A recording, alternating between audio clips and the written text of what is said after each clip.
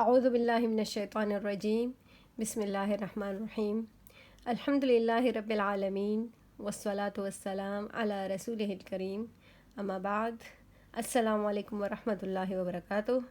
Welcome back to the path of Islam. میرے پیارے viewers, ہمارا پچھلا درس جو تھا وہ بنی اسرائیل کے بارے میں تھا، ان پہ اللہ تعالیٰ نے جو فیض کیا تھا، جو انعامات اکرامات ان پہ ہوئے تھے اور ان سے جو خطائیں ہوئی تھی، تو وہ ڈیٹیل ہم نے پڑھی تھی، بلکہ مسلسل ہمارے 2-3 درس انہی کے بارے میں ہیں۔ آج کا درس بھی انہی کے بارے میں ہے کہ اللہ تعالیٰ نے ان پہ اور کیا فیض کیے تھے اور کیا ان کو انعامات ہوئے تھے، اور ان سے پھر وہاں پہ کیا غلطی ہوئی، کیا مسٹیکس ہوئے، وہ بھی بتایا گیا ہے۔ اور ساتھ میں انشاءاللہ آج ہم وہ واقعہ بھی پڑھیں گے جس کی بنا پہ اس سورہ کو سورہ بقرہ کہا جاتا ہے۔ چلے آتے اپنے درس کی طرف۔ اعوذ باللہ من الشیطان الرجیم بسم اللہ الرحمن الرحیم۔ وَإِذْ أَخَذْنَا مِيثَاقَكُمْ وَإِذْ أَخَذْنَا، اور جب لیا ہم نے، میثاقکم، تم سے وعدہ، ورفعنا، اور اٹھا کے لائے ہم، فوقکم الطور، تمہارے اوپر کوہ طور کو، خذوا ما آتیناکم، خذوا، پکڑو تم، ما آتیناکم، وہ جو کہ دیا ہم نے تم کو، بقوت، مضبوطی کے ساتھ، واذکروا، اور یاد کرو تم، ما فیہ، وہ جو کہ اس میں ہے، لعلکم تتقون، تاکہ تم پرہیزگار بن جاؤ۔ وَإِذْ أَخَذْنَا مِيثَاقَكُمْ وَرَفَعْنَا فَوْقَكُمُ الطُّورَ، اور جب لیا ہم نے تم سے وعدہ اور اٹھا کے لائے ہم تمہارے اوپر کوہ طور کو، خذوا ما آتیناکم بقوة، پکڑو تم وہ جو کہ دیا ہم نے تم کو مضبوطی کے ساتھ، واذکروا ما فیہ، اور یاد کرو تم وہ جو کہ اس میں ہے، لعلکم تتقون، تاکہ تم پرہیزگار بن جاؤ۔ اس آیت کا شان نزول یہ ہے کہ بنی اسرائیل جب وہ موسیٰ علیہ السلام کے ساتھ چل پڑے تھے، اس کے بعد کا واقعہ ہے، انہوں نے موسیٰ علیہ السلام سے کہا ایک دن کہ اے موسیٰ، ہمارے لیے بھی کوئی کتاب ہونی چاہیے جس کے ذریعے سے ہم منظم ہو سکیں، ہم اس کو فالو کر سکیں، اور ہمیں حق ناحق، جائز ناجائز، ان باتوں میں بھی فرق ہم سمجھیں، اور ہمارے دین میں کیا صحیح ہے کیا صحیح نہیں ہے، تو ہم وہ آسانی سے اسے جان سکیں۔ تو ہمارے لیے بھی کوئی ایسی کتاب اللہ سے دعا کرے کہ ہم پہ نازل فرمائے۔ پھر اس کے بعد موسیٰ علیہ السلام جب کوہ طور پہ گئے اور 40 دن انہوں نے اللہ تعالیٰ کی عبادت کی، پھر بطور انعام ان کو تورات اللہ تعالیٰ نے عنایت فرمائی۔ تو جب موسیٰ علیہ السلام کو تورات ملی اور ان کو پڑھ کے سنایا، اس کے احکامات سمجھائے، تو بنی اسرائیل میں سے کچھ لوگ کہنے لگے کہ اے موسیٰ، یہ احکامات تو بہت ٹف ہے، یہ تو بہت مشکل ہے، ہم اس کو فالو نہیں کر سکتے۔ اپنی ہی بات سے وہ پھر منحرف ہو گئے، حالانکہ کہا تو انہوں نے ہی تھا۔ تو اس پہ کیا ہوا کہ اللہ تعالیٰ نے ان کے اوپر، ان کے سروں پہ پہاڑ کو معلق کر دیا۔ اللہ تعالیٰ نے ایک پہاڑ کو اپنی جگہ سے اٹھا کے ان کے اوپر معلق کر دیا، اور ان کے آگے سے ایک دم سے آگ بھڑک اٹھی، جس کی وجہ سے ان کے ساتھ کوئی آپشن نہیں تھا آگے پیچھے جانے کو۔ اوپر سے پہاڑ سروں پہ لٹکا ہوا تھا، آگے سے آگ بھڑک اٹھی تھی، تو وہ ڈر کے مارے، خوف کے مارے، ایک دم سے وہ سچویشن ہی ایسی تھی کہ انہوں نے تورات کو ماننے کی حامی بھری۔ تو اسی کے بارے میں اللہ تعالیٰ ادھر فرماتے ہیں کہ جو ہم نے تمہیں دیا، یہ تورات کتاب، اس کو مضبوطی سے پکڑو، اس پہ مضبوطی سے عمل کرو، یاد کرو تم جو کچھ اس میں ہے، اس کو فالو کرو، اسے یاد کرو، اس کو سمجھو، اسی کی بنا پہ ہی تم پرہیزگار بنو گے، تبھی تم پرہیزگار کہلائے جاؤ گے۔ یہاں ایک سوال پیدا ہوتا ہے کہ دین میں تو کوئی زبردستی نہیں ہوتی، تو ان کو کیوں فورس کیا گیا تھا تورات ماننے کو؟ ایون ہمارے قرآن میں بھی یہ تحریر ہے، جیسے کہ آگے انشاءاللہ ہم پڑھیں گے کہ لا اکراہ فی الدین، نہیں کوئی زبردستی دین میں۔ تو پھر بنی اسرائیل پہ کیوں یہ زبردستی مسلط کیا گیا تھا، فورس کیوں کیا گیا تھا؟ اس کا جواب یہ ہے کہ دین میں زبردستی نہیں، دین کو ماننے میں زبردستی نہیں، یہ جگہ اپنی جگہ پہ، یہ بات اپنی جگہ پہ مسلم ہے، بالکل برحق ہے کہ دین کو ایکسیپٹ کرنا نہ کرنا ہر انسان کی اپنی خواہش پہ ہوتا ہے، اپنے ایم پہ۔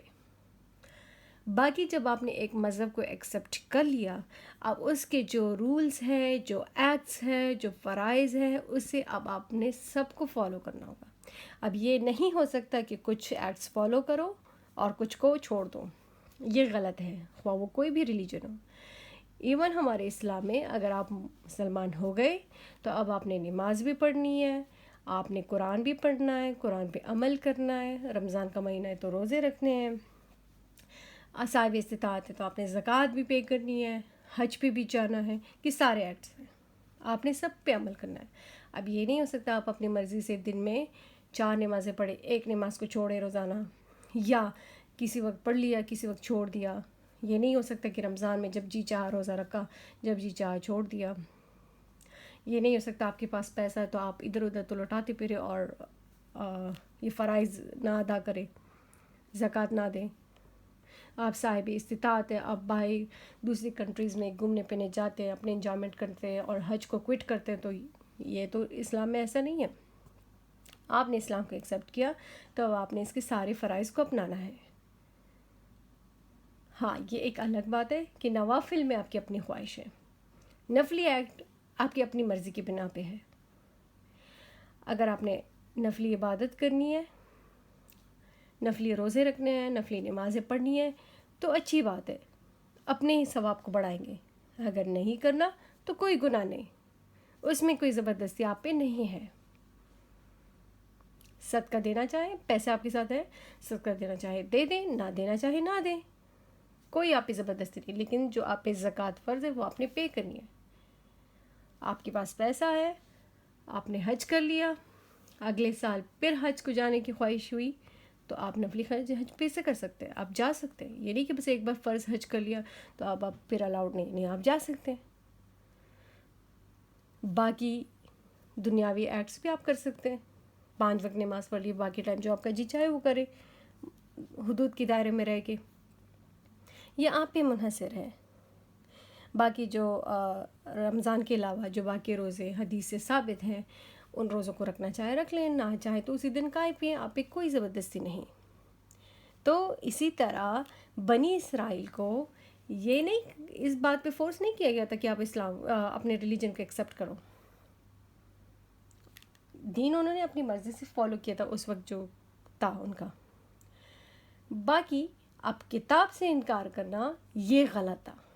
اب یہ نہیں ہو سکتا کہ انہوں نے موسیٰ علیہ السلام کو مان لیا، اللہ کو مان لیا اور اس کے فالو کرنے کا وعدہ کر لیا اور آگے اپنی کتاب پہ عمل نہ کریں۔ اب یہ تو نہیں ہو سکتا، تو اس بات کی انہیں سزا ملی اور اللہ تعالیٰ نے ان پہ فوراً ایسی سزا ان پہ کیوں ظاہر کی؟ کیونکہ انہی کی خواہش کی بنا پہ ان کو کتاب ملی تھی۔ اللہ کہتا ہے کہ اب اس پہ آپ لوگ عمل کرو تاکہ تم پرہیزگار بنو۔ یہ نہ کہنا کہ بس کہہ دیا کہ اللہ کو مان لیا، موسیٰ علیہ السلام کو مان لیا تو ہم پرہیزگار، نو۔ اب آپ نے جو کہ آپ کی کتاب میں لکھا ہے آپ نے اس کو یاد کرنا ہے، اس کو سمجھنا ہے، اس کو فالو کرنا ہے، تب آپ پرہیزگار بنو گے۔ یہ بات صرف ان کے لیے نہیں بلکہ یہ ہمارے لیے بھی ہے۔ یہ نہیں کہ ہم نے کلمہ پڑھا ہے ہم مسلمان ہیں، نو۔ اب اس کتاب قرآن میں جو لکھا ہے اس کو یاد کرنا ہے، اس کو سمجھنا ہے، اس پہ عمل کرنا ہے، دین اونلی ہم یہ کہہ سکتے ہیں کہ ہمیں تقویٰ حاصل ہوا۔ ثم تولیتم من بعد ذلک، ثم تولیتم پھر گئے تم اس کے بعد، فلولا فضل اللہ علیکم، بس اگر نہ ہوتا اللہ کا فضل تم پہ، ورحمتہ اور اس کی رحمت، لکنتم من الخاسرین، البتہ ہو جاتے تم نقصان اٹھانے والوں میں سے۔ تو ادھر اللہ تعالیٰ کیا فرماتا ہے کہ تم پھر گئے اپنی بات سے، پھر تم نے کتاب مانگی پھر اسے انکار کیا، تو اللہ کہتا ہے کہ اگر یہ میرا فضل تم پہ نہ ہوتا، میری رحمت تم پہ نہ ہوتی تو تم خسارے میں پڑتے۔ اگر اسی وقت اللہ ان پہ وہ پہاڑ گرا دیتا، زمین میں دھس جاتے، آگ سے جل جاتے، تو وہ تو گئے دوزخی ہوئے، توبہ کی مہلت ان کو نہ ملتی۔ لیکن پھر بھی اللہ کا فضل ہوا، جب انہوں نے تورات کو ماننے کا وعدہ کیا تو پہاڑ ان کے سروں سے ہٹ گیا، آگ بجھ گئی اور وہ صحیح سلامت ہیں۔ تو یہاں پہ اللہ کہتا ہے کہ یہ اللہ کا فضل ہے، بلکہ یہ ہمارے لیے بھی بڑا ہی سبق آموز ہے یہ آیت، کہ اللہ اگر قہار ہے تو ساتھ میں غفار بھی ہے۔ کبھی بھی اللہ کی رحمت سے مایوس نہیں ہونا چاہیے۔ وَلَقَدْ عَلِمْتُمُ الَّذِينَ اعْتَدَوْا مِنْكُمْ فِي السَّبْتِ، وَلَقَدْ عَلِمْتُم، اور البتہ تحقیق جان لیا تم نے، الَّذِينَ ان لوگوں کو جو کہ اعْتَدَوْا مِنْكُمْ کہ زیادتی کی انہوں نے تم میں سے، فی السبت ہفتے کے دن میں، فَقُلْنَا لَهُمْ پھر کہا ہم نے ان سے، کونو ہو جاؤ تم قردۃ خاسئین بندر ذلیل۔ اس آیت کا شان نزول یہ ہے کہ اللہ تعالیٰ نے یہودیوں کے لیے، بنی اسرائیل کے لیے ہفتے کا دن جو ہے وہ عبادت کے لیے مقرر کیا تھا، جیسے کہ ہمارے لیے ہمارا جمعہ کا دن جو ہے وہ ایک مقدس دن ہے۔ قرآن میں اس کے بارے میں ایک پوری سورہ نازل ہوئی ہے، سورۃ الجمعہ۔ اس میں کہا جاتا ہے کہ جب جمعے کی اذان سنائی دے، اذا نودی لصلاۃ الجمعہ، تو کیا کرو، اپنی تجارت کو روک دو، اپنے سارے ایکٹس روک دو اور اللہ کی عبادت کی طرف جاؤ۔ اسی طرح ان کو بھی کہا گیا تھا کہ ہفتے کا دن آپ لوگوں کے لیے مقدس ہے، وہ عبادت کا دن ہے۔ ہو سکتا ہے جیسے ہمارے لیے جمعے کی اذان کے ٹائم کا قائم جو ظہر کو ہوتی ہے، ایسے ان کے لیے بھی کوئی مخصوص ٹائم ہوگا، تو ان کو یہ تھا کہ اس وقت آپ لوگوں نے اللہ کی عبادت کرنی ہے۔ جیسے ہمارے لیے کہا گیا نا کہ تجارت کو روک دو، کیونکہ مال کی محبت ایک ایسی چیز ہے جس نے دلوں کو جکڑ کے رکھ دیا ہے۔ تو مال کی محبت ہی ایسی چیز ہے جس کی وجہ سے اکثر لوگ اپنی نماز کو چھوڑ دیتے ہیں یا پھر قضا کر دیتے ہیں۔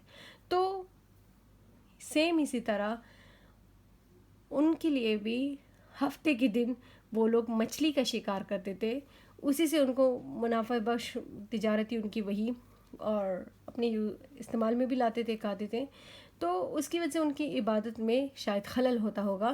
تو اللہ تعالیٰ نے ان کے لیے یہ فرمایا کہ آپ کا ہفتے کا دن آپ لوگوں کے لیے مقدس دن ہے، اس دن آپ عبادت کیا کریں، جیسے کہ ہمیں کہا گیا ہے سورہ جمعہ میں، انشاءاللہ ادھر بھی ہم مفصل پڑھیں گے پھر، کہ جمعے کی اذان سنائی دے تو تجارت روکو اور عبادت کی طرف لپکو، جب نماز ہو جائے اللہ کی عبادت کر لو، پھر جاؤ اور دنیا میں اپنا فائدہ ڈھونڈو، پھر لوٹ جاؤ اپنی تجارت کی طرف۔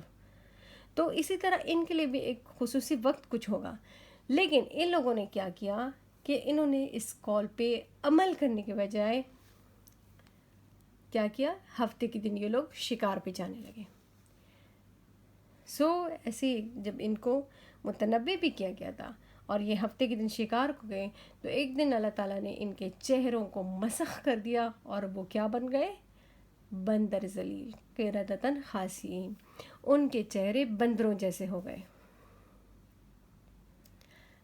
باقی وہ انسان کی طرح ہی تھے، مطلب اپنے باڈی پارٹس کو ہلا سکتے تھے، سمجھ سکتے تھے کہ ان کے ساتھ ایسا ہو گیا، ایک دوسرے کو دیکھ رہے تھے اور رو پڑے، روتے رہے، تکلیف میں مبتلا رہے، بول نہیں پا رہے تھے، ایک تکلیف میں مبتلا تھے لیکن ان سے بولنے کی قوت چھین لی گئی تھی، لیکن وہ دیکھ سکتے تھے ایک دوسرے کو، روتے رہے، تکلیف میں مبتلا تھے۔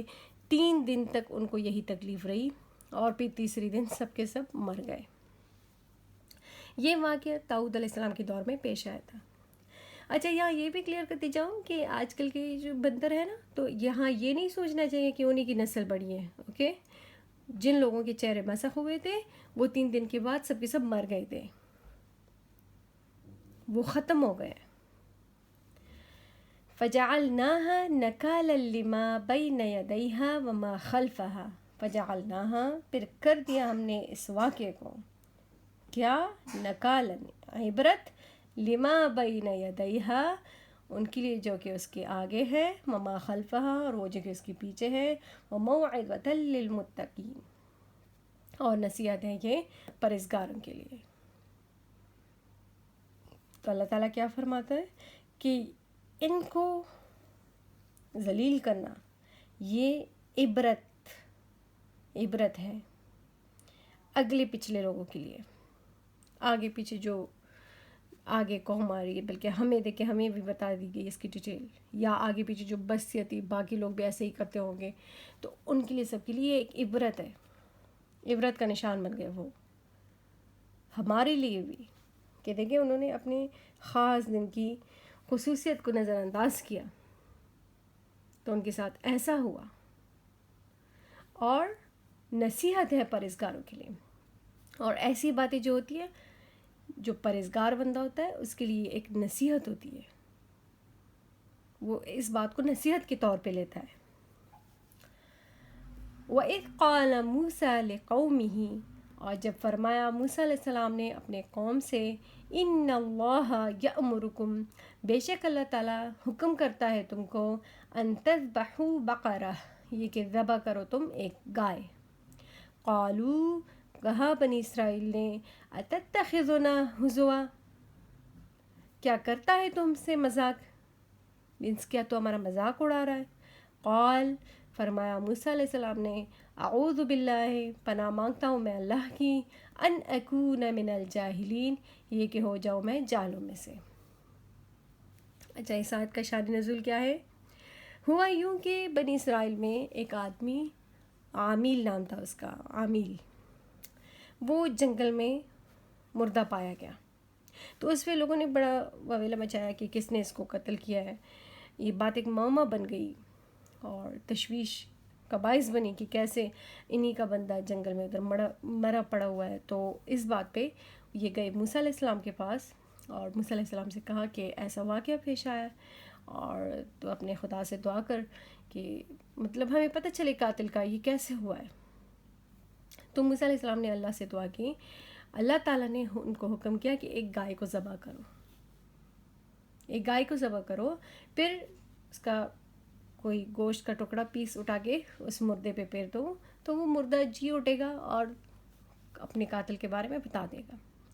تو اس میں بنی اسرائیل نے کہا کہ ایسی سچویشن میں تو ہم سے مذاق کرتا ہے، ہمارا مذاق اڑا رہا ہے،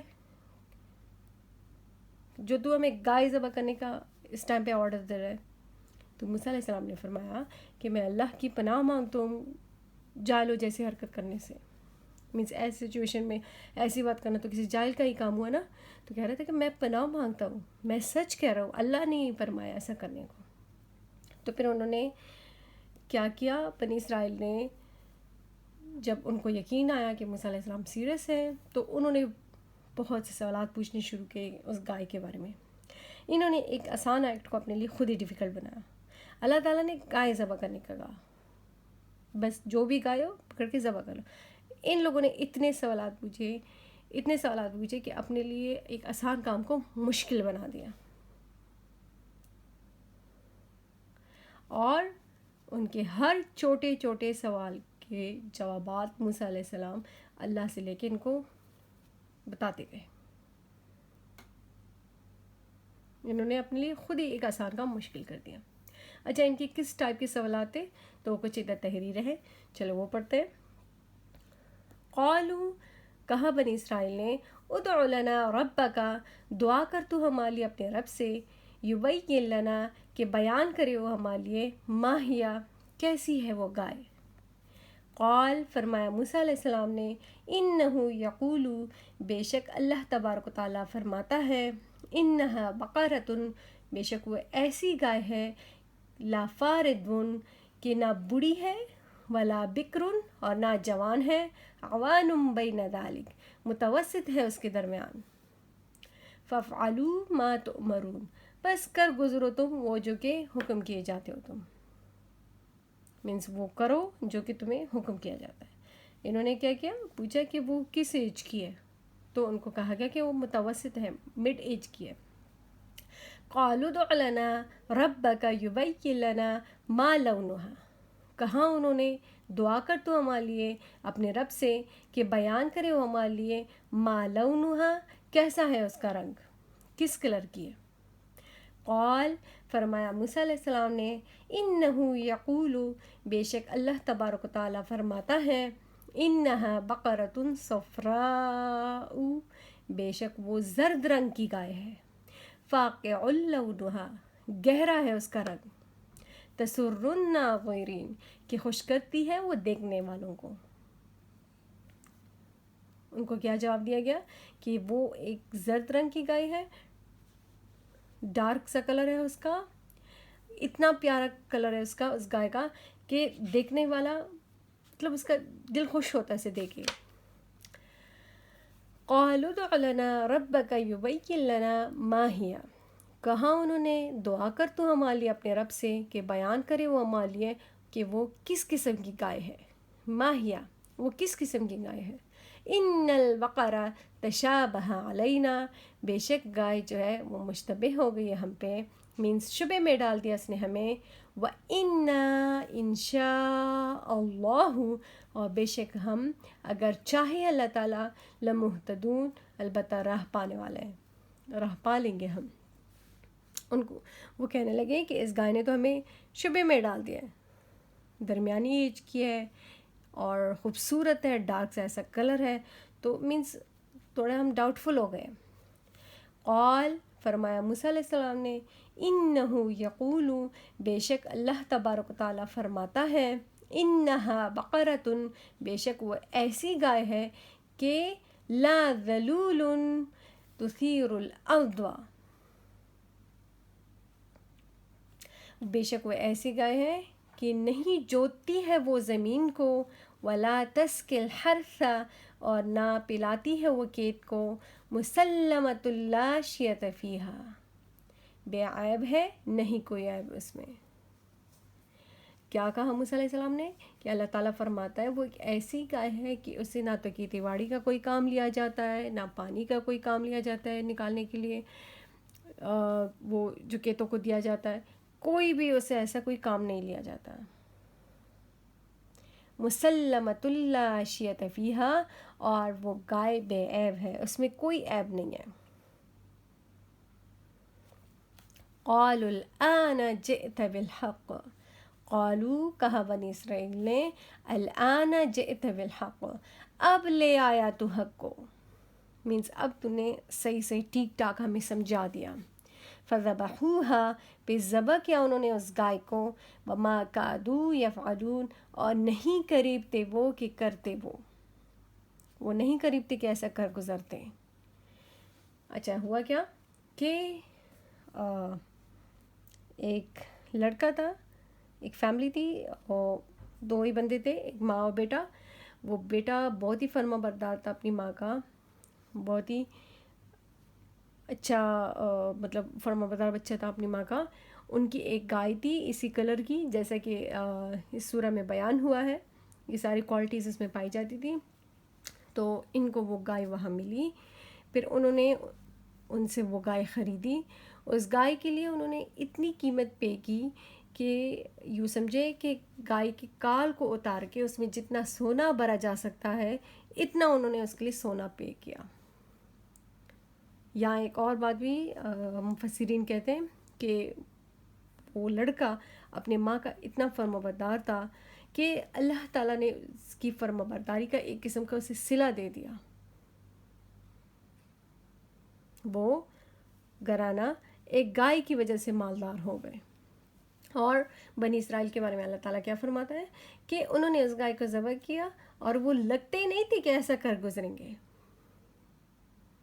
اگر ان کے یہ ہر سوال کا جواب نہ دیا جاتا تو شاید وہ یہ نہ کر گزرتے, لیکن اللہ تعالیٰ نے تو ہر بات واضح کی ہے نا, کسی یہ بات کو ڈاؤٹ فل اللہ نے نہیں چھوڑا. اچھا پھر کیا ہوا, وَإِذْ قَتَلْتُمْ نَفْسًا, اور جب قتل کیا تم نے ایک جان کو, فَادَّارَأْتُمْ فِيهَا, پھر جھگڑا کیا تم نے اس کے بارے میں, آپس میں مینس جھگڑنے لگے. وَاللَّهُ, اور اللہ تعالیٰ, مُخْرِجٌ مَا كُنْتُمْ, مخرجن ظاہر کرنے والا ہے, ما کنتم تکتمون, وہ جو کہ چھپاتے ہو تم. تو اللہ تعالیٰ ادھر پھر وہی بات چل رہی ہے عامل کی کہ اللہ تعالیٰ فرماتا ہے کہ تم نے ایک بندے کو قتل کیا, پھر ایک دوسرے سے جھگڑنے لگے, ایک دوسرے پہ الزام تراشی کرنے لگے, لیکن جب اللہ ایک چیز کو ظاہر کرنا چاہے نا جو تم چھپا چکے ہو تو وہ ظاہر ہو کے رہے گی, اسے تم نہیں چھپا سکتے. پھر ان کو کیا آرڈر ہوا, فَقُلْنَا اضْرِبُوهُ بِبَعْضِهَا, پھر فرمایا ہم نے, اللہ تعالیٰ فرماتا ہے ادھر اپنے بارے میں, پھر فرمایا ہم نے مارو تم اس کو اس کے بعض حصے کے ساتھ، یا پیر دو تم اس پہ اس کے بعض حصے کو. مینس اس مورتی پہ اس گائے کو جو ذبح کیا نا، اس کی گوشت کا ٹکڑا اٹھا کے اس کے اوپر پیر دو. کیوں؟ کیونکہ ان کو یہی کہا گیا تھا کہ جب آپ لوگ اس پہ گوشت کا ٹکڑا پیرو گے تو وہ مردہ جی اٹھے گا.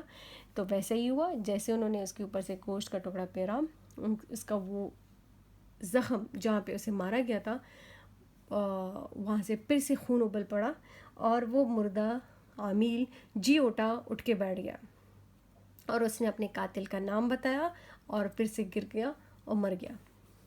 قاتل کون تھا؟ قاتل اس کا اپنا ہی بھتیجا تھا. اس نے مال کی حرص کے لیے، مال کی لالچ کے لیے اس نے اپنے چچا کو قتل کیا تھا. چچا کو اپنے ساتھ جنگل لے گیا اور ادھر اس نے اس کو مرڈر کر دیا. تو اس نے اٹھ کے، عامل نے اٹھ کے صرف اپنے قاتل کا نام بتایا اور پھر مر گیا. تو اللہ تعالیٰ کیا فرماتا ہے آگے؟ کذالک یحیی اللہ الموتى، اسی طرح زندہ کرتا ہے اللہ تعالیٰ مردے کو، ویریکم آیاتہ، اور دکھاتا ہے تم کو آیاتہ اپنی نشانیاں، لعلکم تعقلون، تاکہ تم سمجھو، تاکہ تم عقل رکھو. یہ دیکھیں یہاں پہ واضح ہو گیا کہ اس سورہ کو بقرہ نام کیوں دیا گیا ہے، کہ اللہ تعالیٰ کیا بتاتا ہے اس گائے کے قصے سے ہمیں، کہ اسی طرح اللہ مردے کو زندہ کرے گا قیامت کے دن. ان کو تو پھر بھی یہ آرڈر ہوا کہ اس کے اوپر گوشت کا ٹکڑا پھیرو، جبکہ اللہ تعالیٰ کی ایک آواز سے سارے مردے جی اٹھیں گے. یہ واقعہ اتنا سبق آموز ہے کہ موت کے بعد دوبارہ زندگی اللہ دے سکتا ہے، اس کی طرف یہ انڈیکیشن کرتا ہے نا، اشارہ دیتا ہے. اس وجہ سے اس سورہ کو بقرہ کا نام دیا گیا ہے، ہماری توجہ دلانے کے لیے کہ وہ گائے کا واقعہ پڑھو اور سمجھنے کی کوشش کرو، سمجھو کہ کیسے اللہ مردوں کو زندہ کرے گا. اور دیکھیں یہی نشانیاں ہیں ساری، ہمیں سمجھانے کو یہ واقعہ ہے. اور قرآن تو کتاب ہی فل عبرت کی ہے. اس سورہ کا نام ہی بقرہ اس لیے رکھا گیا ہے تاکہ ہم اس سے نصیحت حاصل کریں.